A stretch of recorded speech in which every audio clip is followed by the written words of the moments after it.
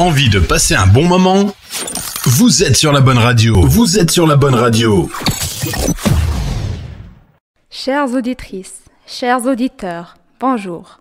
C'est avec un immense honneur et un grand plaisir que nous vous annonçons le lancement de la radio scolaire de notre établissement Al-Jabr privé.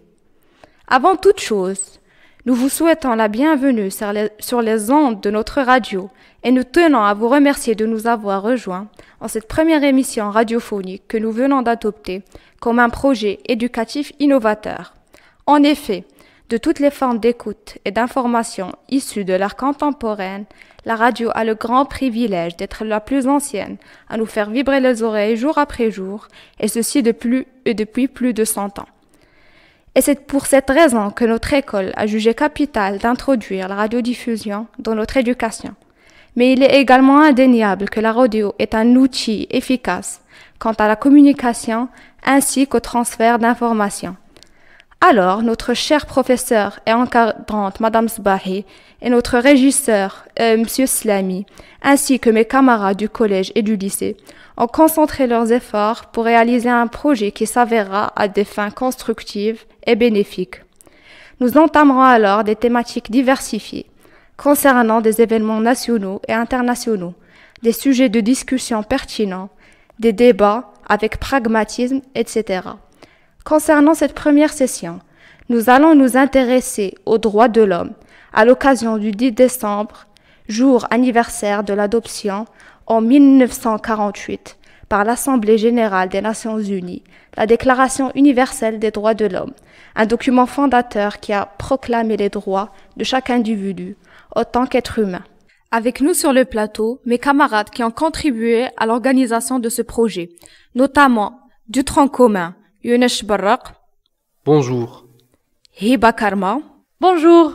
Et Zineb Mejdoubi. Bonjour. De la 3e année, Riha Mashkif. Bonjour. Et Leila Mkhantar. Bonjour. De la 2e année, Rita Shimlani. Bonjour. Et Essayid Nezar.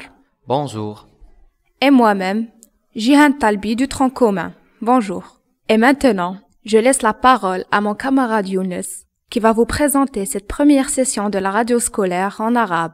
Bonne écoute. أيها المستمعون الأفاضل، مرحبا بكم في أول بث لإذاعتنا المدرسية لمجموعة مدارس الجبر الخاص، وخير ما نفسه به آيات بينات من الذكر الحكيم من إلقاء الأستاذ شبيه أنس. بسم الله الرحمن الرحيم. ولقد مننا على موسى وهارون ونجيناهما وقومهما من الكرب العظيم ونصرناهم فكانوا هم الغالبين وآتيناهما الكتاب المستبين وهديناهما الصراط المستقيم وتركنا عليهما في الآخرين سلام على موسى وهارون إنا كذلك نجزي المحسنين إنهما من عبادنا المؤمنين صدق الله العظيم. أعزائي المستمعين، نجدد الترحيب بكم على موجات الراديو الخاصة لمؤسستنا الجبر الخاص.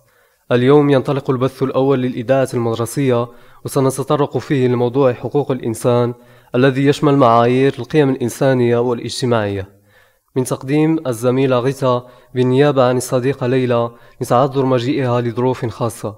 إليك غيتا. شكرا يونس. لطالما عرفت حقوق الإنسان تعريفا عاما، وذلك بأن تلك الحقوق حقوق لا يمكن الاستغناء عنها، والتي هي مزروعة في قيم الإنسان ومتأصلة في طبيعته، ومن دون تلك الأخيرة لعاش الإنسان في مجتمع تسوده الهمشية والجهل، كما أنها تطور من صفاته الروحية والاجتماعية وذكائه الخاص ومواهبه وغيرها من احتياجات. اعتمدت الجمعية العامة في عام 1948 و 1949 على التوالي ميثاق الأمم المتحدة والإعلان العالمي لحقوق الإنسان، الذي يعتبر أساسا لهذه المجموعة من القوانين.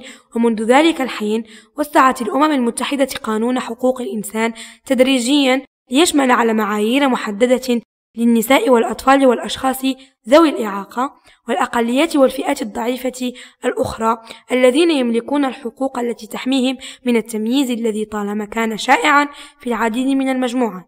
الإعلان العالمي لحقوق الإنسان وتبقى بارزة في تاريخ حقوق الإنسان، وصاغ الإعلان ممثلون من مختلف الخلفيات القانونية والثقافية من جميع أنحاء العالم، واعتمدته الجمعية العامة للأمم المتحدة في 10 دجنبر 1948 لوجوب قرار الجمعية العامة 217,000 كمعيار مشترك لإنجازات لكافة الشعوب والأمم.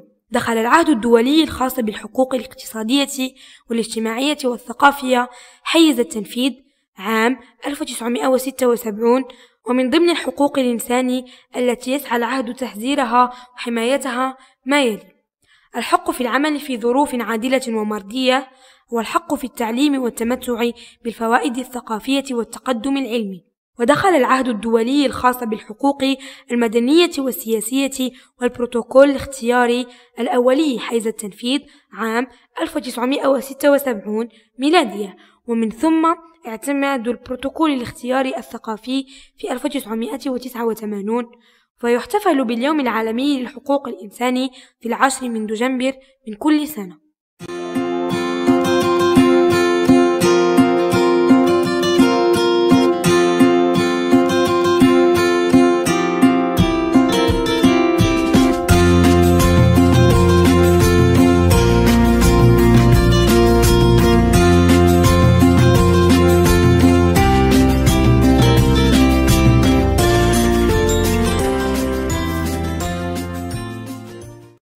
Campus radio, aka college radio, is a type of radio station that is run by students in order to talk about different phenomena in our society and to improve our health information. Here, in Al Jabr Private School, we introduce to you our very first episode of Campus Radio, where we're going to talk about human rights, that are the basic rights and freedoms that belongs to every person in the world, from birth until death. By that, I will let you with our dear student Riham, who will give you some more specific details about this very important topic. Thank you for listening and hope you enjoy it. Thank you, Hiba. As we all know, human rights invoke the concept of a human being such as having universal natural rights or life status regardless of the authority or localizing, such as nationality, sex, ethnicity. Human rights are the foundation of freedom, justice, the pursuit of happiness, and peace in the world. Are the basic standards without them people can't live in dignity. Guarantees the development and wholeness of our being. Human rights must be appropriate and educate to the needs of people. Human rights provide a framework for action where people are empowered to change their lives in society. Being aware of our human rights comes the responsibility in developing and protecting our dignity of others. Denial of human rights is not only an individual personal strategy, it does also create conditional social, political unrest, violence, and conflicts within and between societies and nations. There are 4 characters of human rights: inherent, essential parts of our lives; universal, people have rights; indivisible, must be enjoyed by the fullest range. Human rights can be classified as civil rights, rights that belongs to a person, such as right to a name, right to a freedom, right to equally before the law, right to public trial, right to marry, right to leave a country. Political rights enable the people to participate in running or influencing the government. Example, right to vote, right to express, right to free and periodic elections.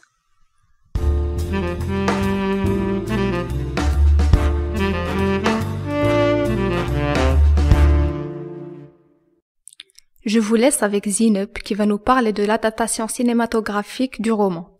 Peux-tu nous parler en premier lieu des romans adaptés au cinéma? Oui, bien sûr. Plusieurs romans et livres ont leur adaptation cinématographique.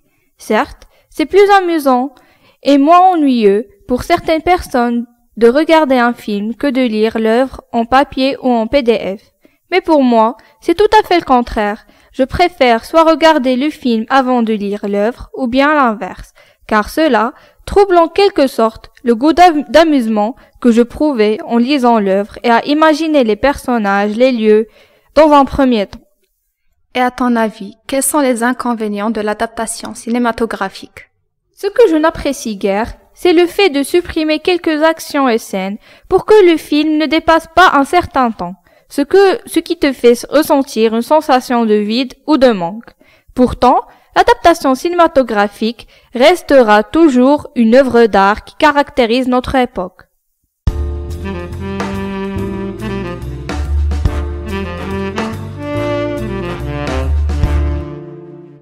Et maintenant, Nézar va nous parler des droits de l'homme, de la Déclaration des droits de l'homme qui a été adoptée en 1948.